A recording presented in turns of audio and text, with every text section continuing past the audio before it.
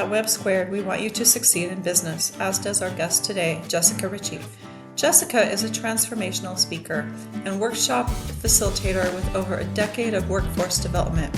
Her business, Richie Workforce Development, provides valuable insights into career resilience and guides women and minority-owned businesses to secure grants and funding in order to grow and succeed. So grab yourself a cup of tea, sit back, and enjoy today's conversation with Jessica.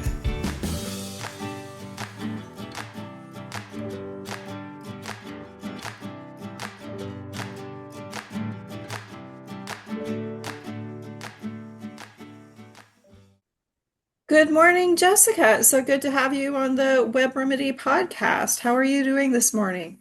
Good morning. I'm doing good. So excited to be here. Thank you for the invite. You're welcome. I've been wanting to connect for a while because I just find that your business is inspiring and that you help other entrepreneurs.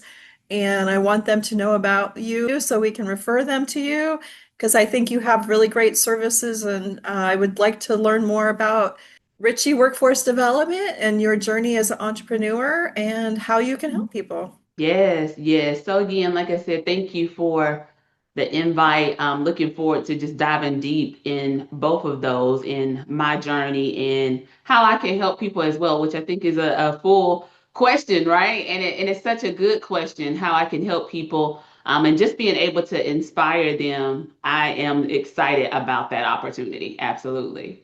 Great. So tell me a little bit about yourself. Are you a North Carolina native or did you move here from somewhere else and start your business? Yeah, so I was born and raised in North Carolina. I am from a small town called Lumberton. Most people say Fort Bragg, Fort Liberty. They change the name back and forth, and they're going through a name change. But I am from there, and I have been in North Carolina all my life. It's been an honor and a privilege to stay rooted and grounded in this area and just watch how North Carolina has grown and be a part of that growth. Do you want to talk a little bit about Richie Workforce Development? Yes, yes. I get excited about Richie Workforce Development, first of all, because it was born during the pandemic in a time where so many people were giving up hope. I knew I had an HR background, over 10 years of experience. And speaking of home, because I told you I'm from Lumberton, North Carolina, first of all, let me rewind a little bit. So I graduated from Fayetteville State University for my undergrad. And I was like, you know what? I'm not going back home. I'm ready to see the world and travel and put this communication degree to work. And the first place that offered me an opportunity was back home in Lumberton. So I'm so grateful for that opportunity. I worked in banking for over 10 years where I was doing HR. I was partnering people to get jobs. I was over a local community partnership where students would attend the community college by a course that I taught at the time called Pathways to Banking. Once they completed that course, they could get a job at the bank. And it was an honor and privilege to watch students grow throughout their career, coming from any industry, getting the banking skills they need to grow in banking. That passion grew, and that's how I ended up in the Raleigh area. I got the opportunity to become a career services director. And as a director, what I loved, I was at an IT school and I loved that same thing. People were coming from all different types of backgrounds, the restaurant industry, the food industry, so many different industries they were coming from. And just being able to get the skills they needed to succeed. Well, that background, again, that's when the pandemic happened. And I said, you know what? There are a lot of people giving up. With over 40 million people who have lost their jobs, I refuse to be a sitting resource. How can I help people? And the thing that was birthed at that moment was Richie Workforce Inspires podcast. The reason I started the podcast and named it Richie Workforce Inspires is because I wanted to inspire people to do something different. A lot of people were giving up hope. They didn't really lock into the skills they already had. They were overlooking those skills. They were overlooking the talents, the transferable skills. And so I was able to awaken those things, just shift that mindset around it to help them get jobs in less than 90 days because I had the history to be able to do it, but I wanted to do it on a global scale. And as a result of that podcast, we went all over the world, just getting this message out, inspiring people to be different, to step out in what it is in their career zone, overcoming that imposter syndrome. And what was birthed was the launch of something I'm working on, which I'm excited. I always look at the data. My number one downloaded episode with over almost 1,000 downloads was titled The Power of Consistency and Confidence. People lack the confidence. I could give them the skills, but they needed the confidence to be able to achieve the thing that it was that they desired. And so that's how Richie Workforce Inspires was born and birthed. Wow.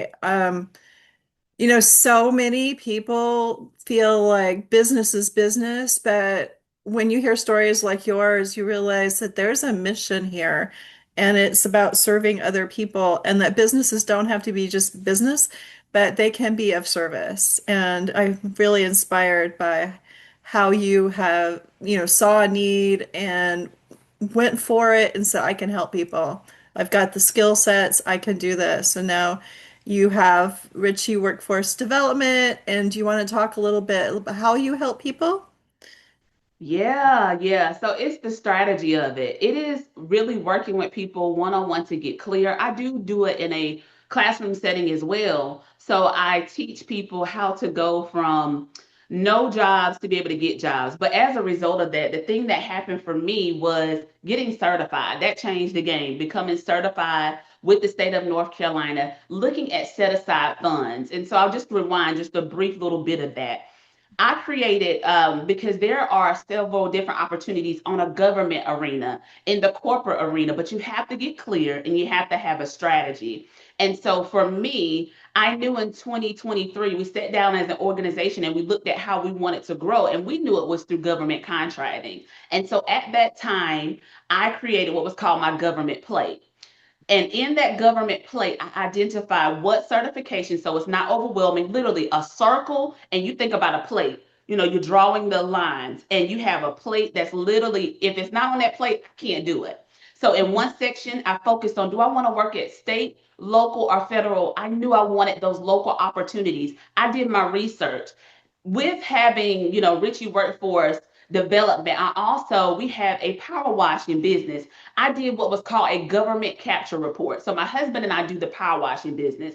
And in that government capture report, I found that over $2.3 million was raised right here locally from someone who came in what I call our own backyard to be able to do the work and secure these jobs. How can I tap into this? So I had to do my research on how we could lock into these opportunities. We went from I didn't know anything about certifications to really investing in a coach, really investing in a mentor, getting with someone who was teaching it in a way that I could understand. And that's how that government plate was birthed. I zoned in. I had already applied for my hub certification, the historically underutilized business for the state of North Carolina.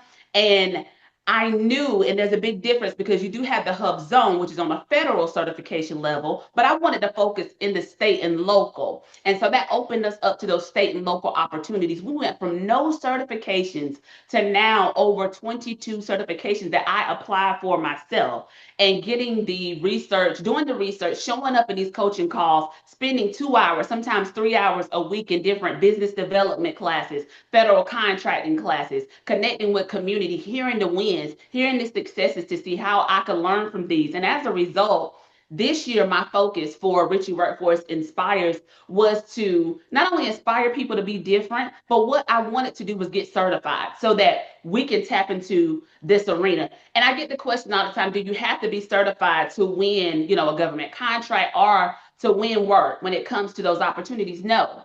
I had done the work. The biggest thing is creating those relationships. But certification sets you apart. Because I was certified and I showed up in these rooms, it makes a difference.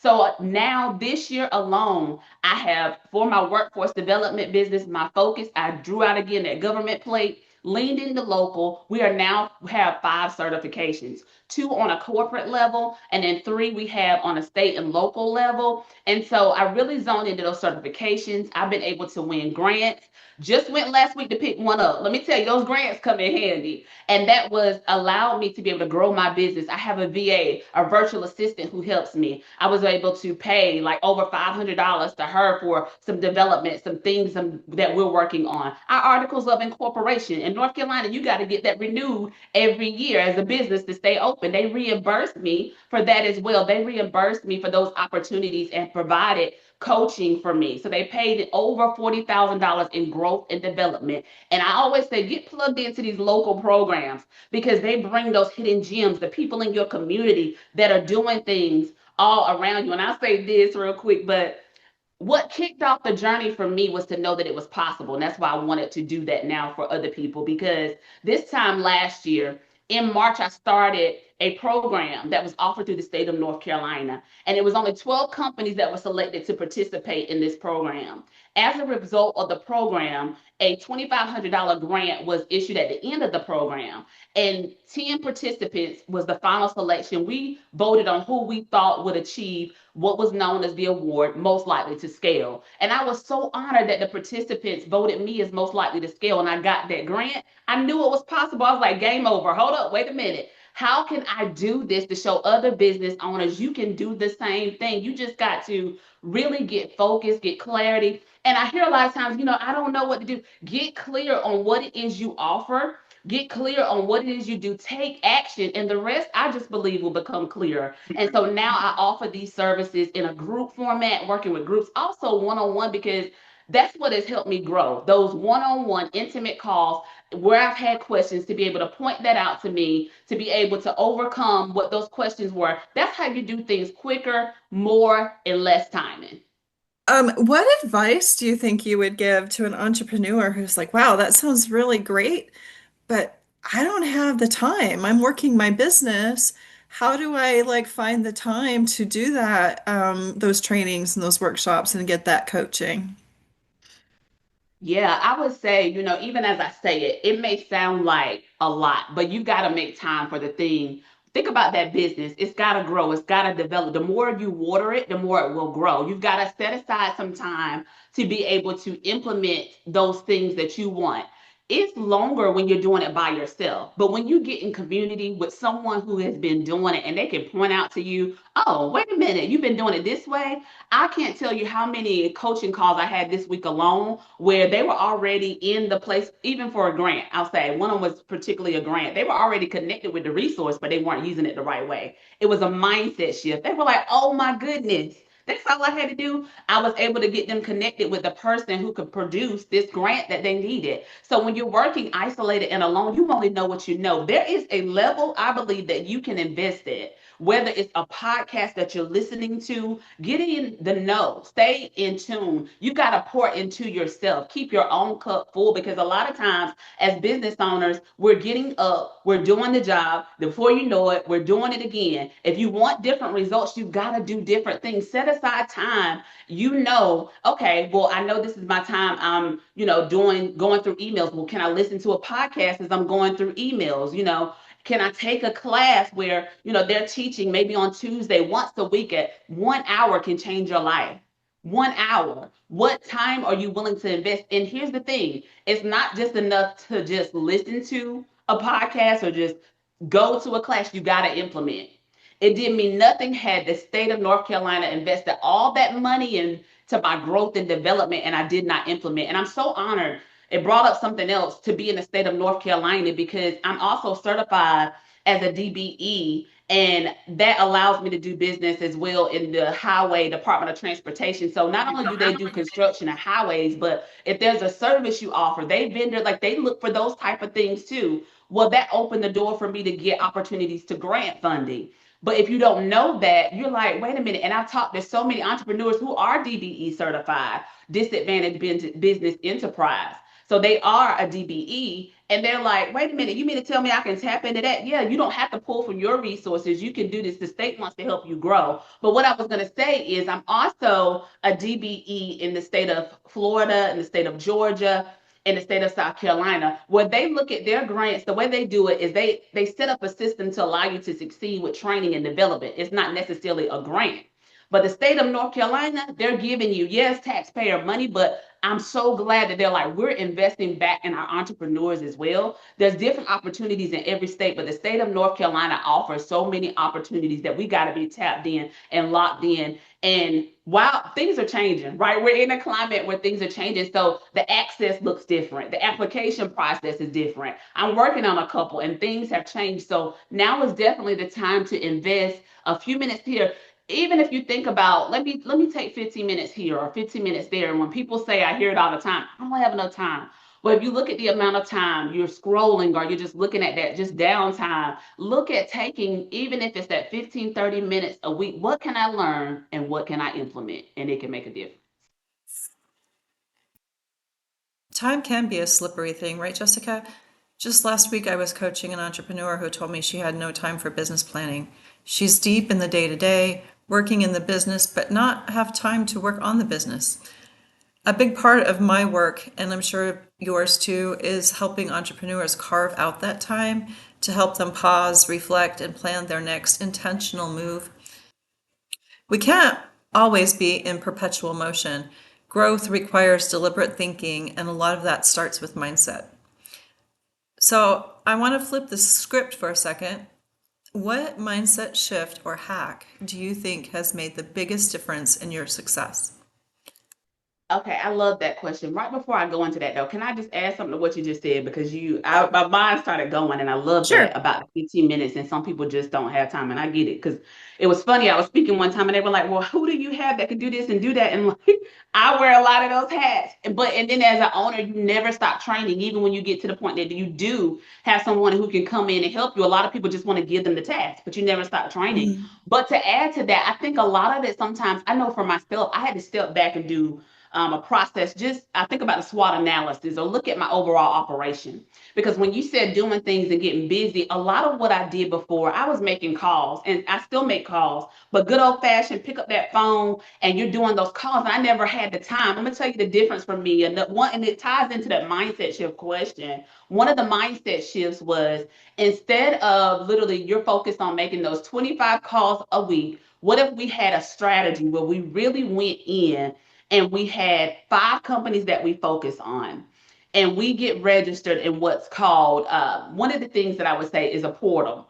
So when I say registered in the portal, a lot of companies that you think about, even locally, think about your neighborhood doing business with. What big stores or retailers, small stores, or who is it within your reach that offers a service? A lot of them have a portal where we as vendors can get registered. I bring that up because we are doing a contract now for a company that found us through their portal. They reached out to us. And the funny thing was, this was a corporate partner I used to work for years ago. So when we had to go out and walk and do the tour, I knew all about the company. I knew because I used to work there. But the thing is, when you get clear, focusing on those 5 opportunities shifted, having a strategy, even networking, I found on LinkedIn, like what is it that works for you? Maybe it's not LinkedIn, maybe it's picking up the phone because people still respond to picking up the phone. And one of our core values is customer service. Good old customer service does not get old. And when you focus on those things, opportunities will start to seek you out. And that's the position we're in, but it's because of the work we've done. So registering in a portal seems like, oh my goodness, it takes time. But when you start looking at your resources and connect it, okay, let me look at the time. There are different tools, technology you can use now to track your time. So let me look at how much time I spent. What did that produce? And so maybe it's some time you can take from there and look at implementing a strategy that's going to help you. But I love what you said. It's about the coaching part of it and really just staying focused and finding out what it is because you got to shift. If you want to grow it, I call it, I know some people say grow in pains, but what is the thing you can shift that can change the trajectory of your business? People wouldn't be surprised, but even connected with, you all, like you said, that coaching is important because one thing can change everything. I really believe that. But when you think about the mindset piece of it, I think one thing that has kept me focused in the mindset piece is knowing that, first of all, clarity comes in the doing, right? Doing the work. But it was a mindset shift for me because I had to invest in that. It goes back to that coaching piece of it.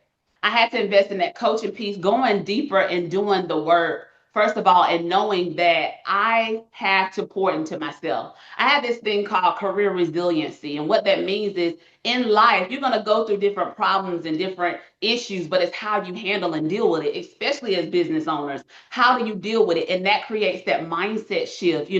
I know things are going to happen. So, how can we start looking at making time to implement processes and procedures in case that happen and getting focused on those things? It may not be overnight. Maybe if it's one quarter, I'm going to focus all I can right now on looking at if I'm a part of a community. Maybe I'll take the few minutes and focus on that community versus being spread out, or those opportunities, because you don't know what mindset shift can happen while you're in that class or while you're growing your business. Again, that one thing, I can't say that enough, can change everything, but you have to be open to it, allowing it to change you, and just have that mindset that as an entrepreneur, you've got to continue to invest in yourself to keep growing. There are opportunities out there, whatever level it is that you desire. For me, it's conversations. I'll never forget, I was on one conversation with an attorney, and the attorney said, I called and I was making sure they had a check was received. She said, I can't, she said, I wasn't,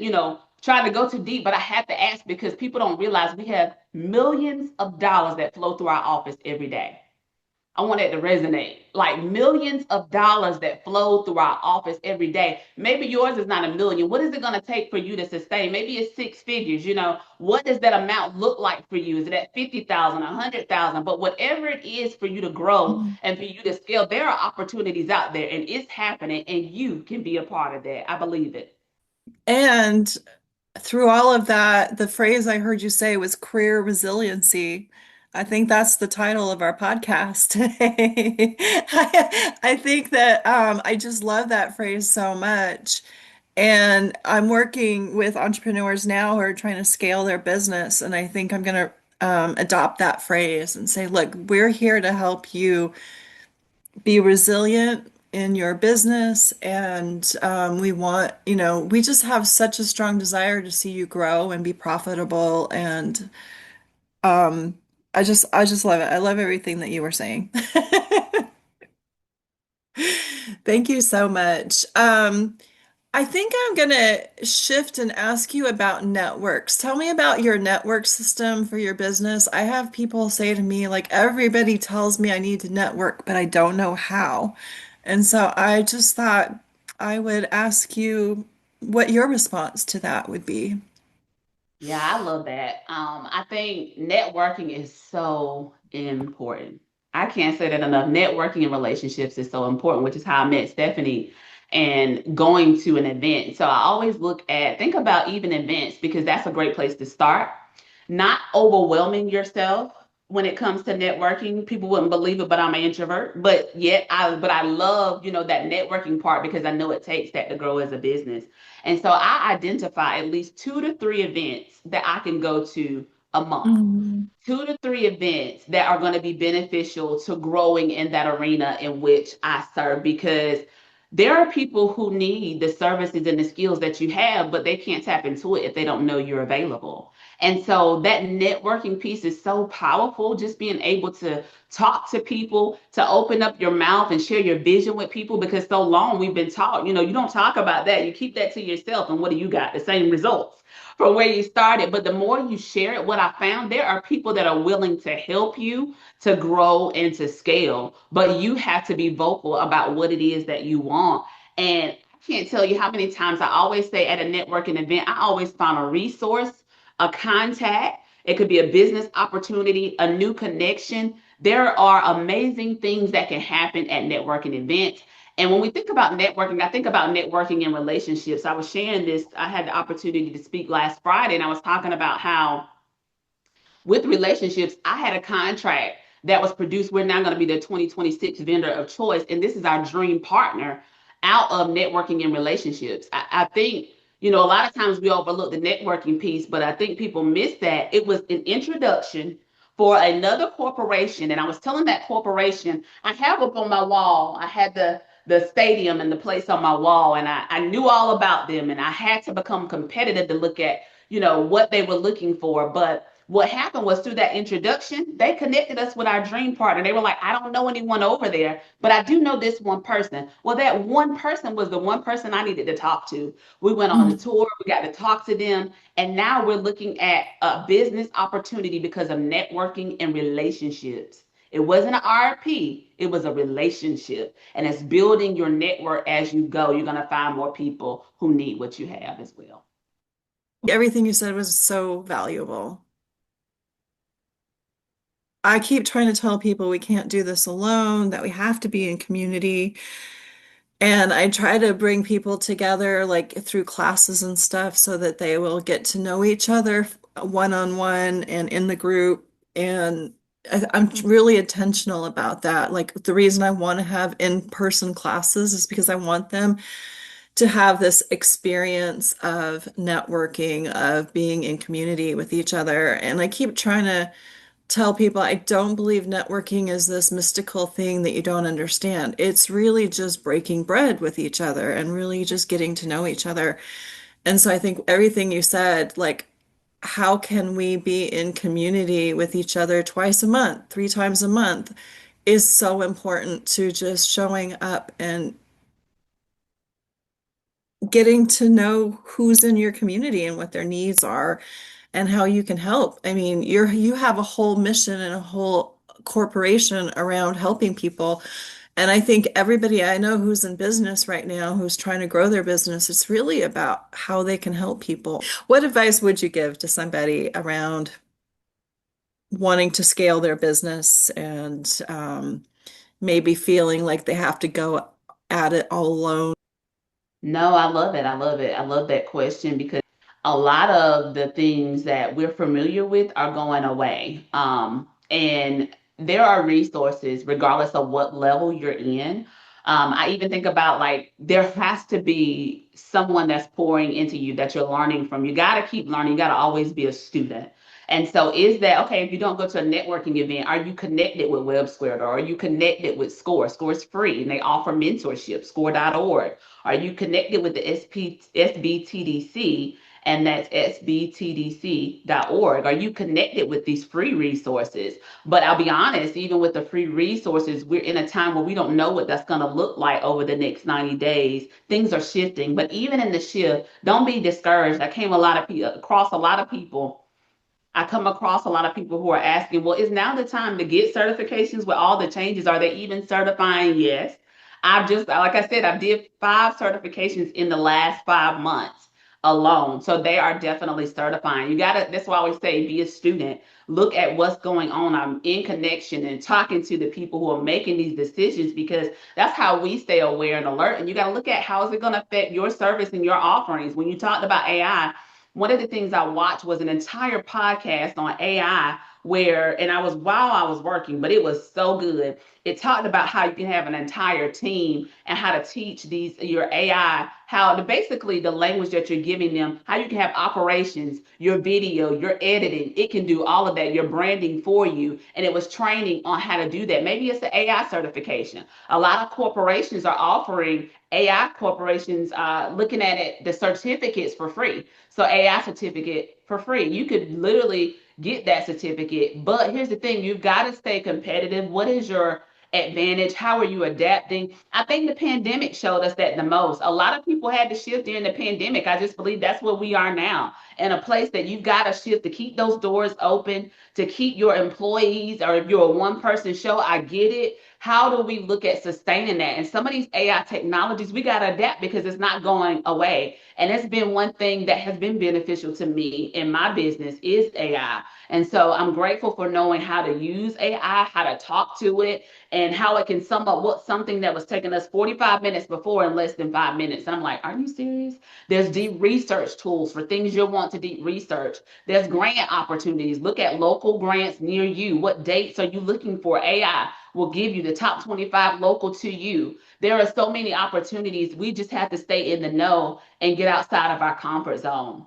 I think at the end Mhm. of the day, it's comfortable to do things the way we've been doing them. But if we see a lot of things are shifting in this climate currently that we're in, and how do we adapt is by staying in the know and making sure we're applying it, and we're also getting the certifications we need or getting the information and knowledge we need to be able to grow as an organization. Fantastic. Well, Jessica, I'm going to wrap up. I loved having you here. We'll get you back on again in the future. Um, I want to shout your business and your services to all the entrepreneurs in our network. So please tell me how people can find you. Yeah, so you can find me Richie, Richey, Workforce Inspires, INSPIRES.com is the website. And you have the services, all of our contact information is there. And better yet, you can also reach me at Richie Workforce Inspires at gmail.com. And I love to hang out on LinkedIn. That is where you can find me. Jessica Richie MBA is the name. So please connect with me. Let me know if you've been encouraged or uplifted by something you've heard. I just believe that even all the changes now, don't give up, keep hope, and let's stay connected.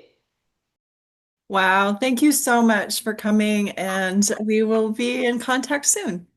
Sounds good. Thank you.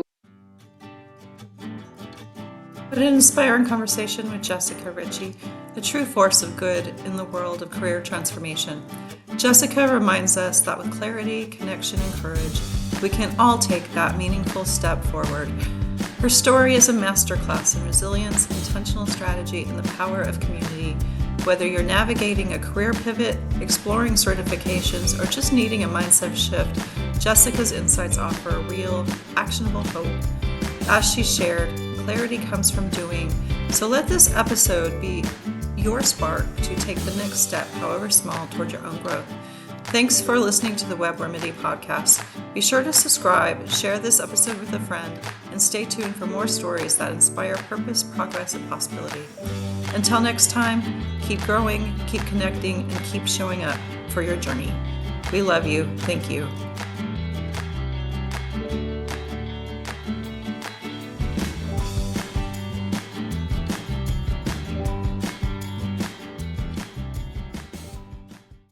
Thank you for listening to the Web Remedy podcast, a mindset shifting project of Web Squared.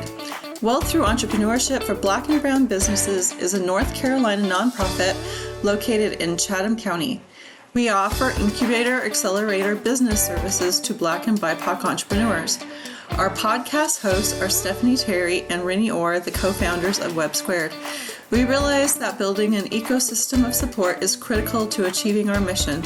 Your donation to Web supports the podcast, Web's coaching services, and the promotion of the businesses and entrepreneurs we serve. To learn more about Web Squared, please visit our website at websquared.org.